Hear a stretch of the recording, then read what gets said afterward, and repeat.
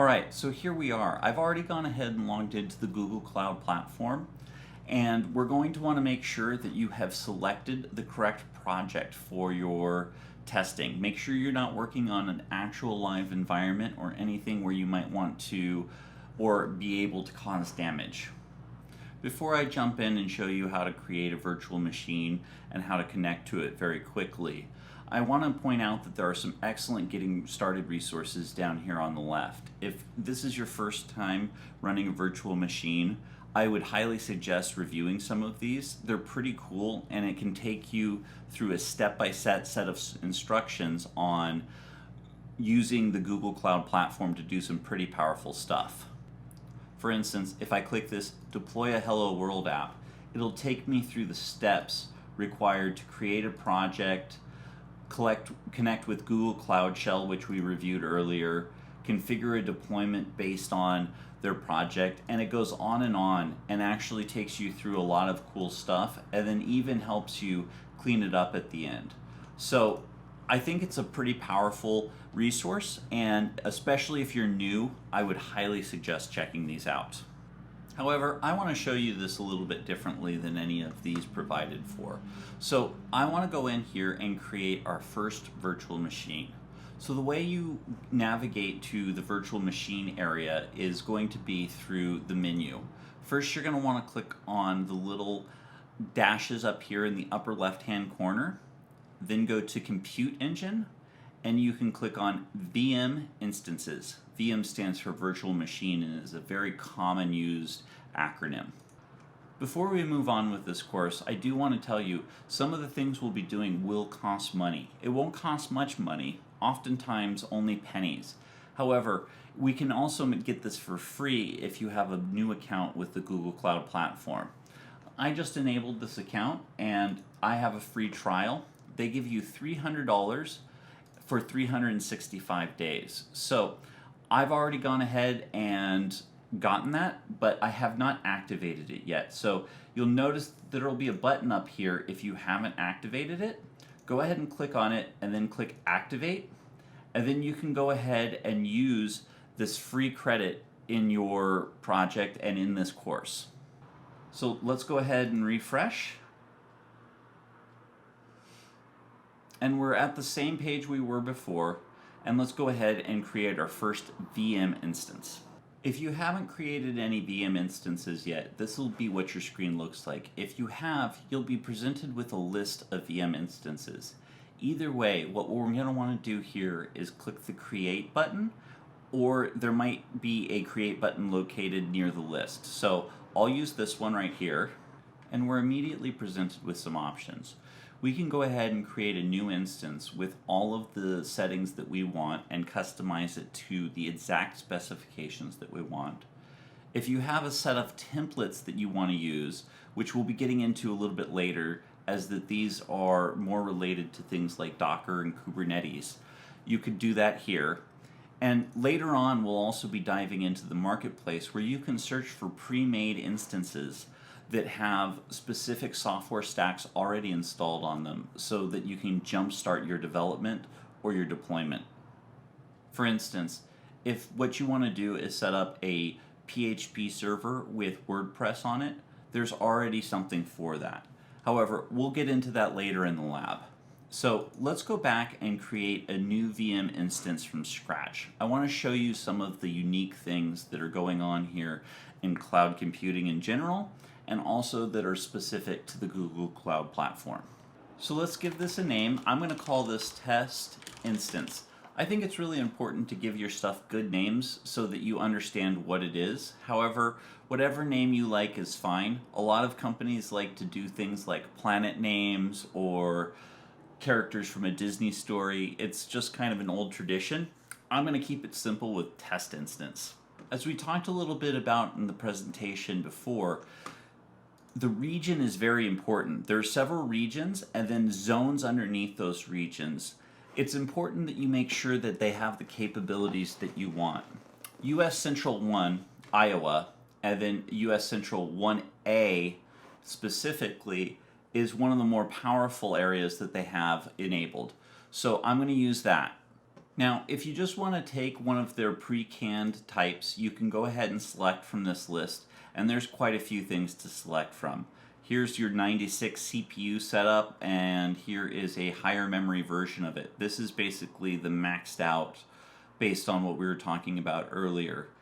If you don't need as much RAM, you might select one of these other ones and do some crazy stuff. But we're not going to pick one of these big ones. I'd like to show you also that there's customizability. So for instance, if I don't need a lot of RAM, I might select 6 gigs of RAM, but give myself a whole bunch of CPUs. So like maybe 8. And then that way, I would be able to crunch a lot of data, but not necessarily use a lot of RAM. This allows me to adjust my hourly and monthly costs. You'll notice as you make changes over here on the right, it'll tell you how much things are going to cost. For instance, let's just take a look at the dream machine that we all wish we had. Well, if you have $3,000 a month, you can get this machine up 30 days a month and do just about anything you want on it. However, if you're like most of us, you don't have $3,000 a month to burn on a virtual machine. So let's go ahead and take this down to 2 virtual CPUs, and I'm only going to reserve 4 gigs of RAM, and we can select the CPU platform if we want to. I'm going to leave it as automatic. This is a pretty advanced feature, and I don't think that there's much use for it in a lot of the standard computing use cases. However, if it is important to you, it's going to be really important to you. Next, if I want, I can attach a GPU to my machine. These GPUs often will add considerable amounts of cost to your system. So you'll want to make sure that you only attach a GPU if you actually need it. They're very powerful, and if you're doing any kind of data science or AI project, typically speaking, you're going to want GPUs. For now, I'm going to turn off GPUs since I don't need it for this demonstration. So going down here, I'm not going to go over every single type of setting. I kind of want to just show you the most important ones. If you want to go over all of these little checkboxes, the documentation is quite extensive, and there's also some very useful information by hovering over these little question marks. So I encourage you to read every question mark you see so that you can get familiar with some of the capabilities. After all, one of the big purposes of taking a basics course like this is to understand the capabilities of the subject matter that you're studying so that when you get to the point where you need to dive deeper, you know where to look. Now let's take a look at our boot disk.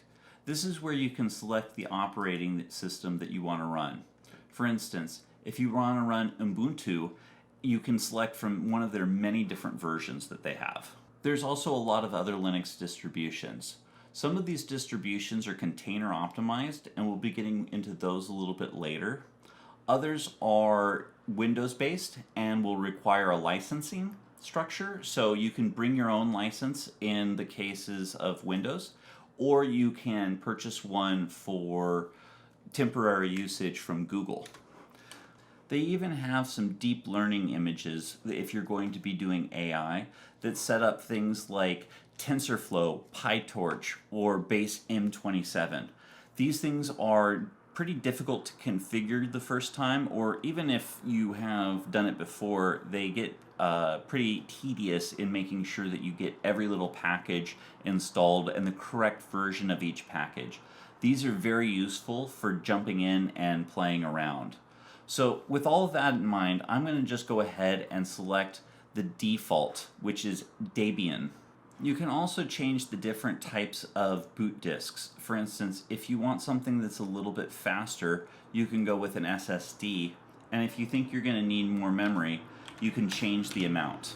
So I'll go ahead and launch with 15 gigs, for example, and I'll go ahead and select that. And now if I scroll down a little bit further, we can look at some of these other options. There's some pretty important ones down here. For instance, this one has to do with the access that the server will have to parts of the Google Cloud platform. If you want a very powerful server, you can just allow full access. However, if you're going to be running software that allows your users to interact with your server, you may not want to select this, and you may want to set the access to each individual API. And you can do that in some very finite ways. I'm going to just allow the default access for now because we're not going to be getting into anything too crazy with this specific virtual machine. The next thing that needs to be set up is the firewall. If you're going to be setting up a web server, it would be common to open up port 80 and port 443. However, you can also just check these boxes and automatically set that up. There's a lot of other options in here, as well as attaching multiple disks, adjusting your security, networking, and sole tenancies. We're not going to jump into all of these. However, I do want you to know that they're here. And again, there's more of these little question marks all over the place so that you can look through them and start to understand what they do. So for now, I'm going to go ahead and collapse this section, and then I'm going to go ahead and click Create. Now, this will usually go pretty quick. However, if you create a rather large instance, they can take a little bit longer to create. I've seen them spin up to speed in as little as 10 seconds though. So I'm going to use some video editing so we can jump ahead here. And there you have it, everything made faster by video editing.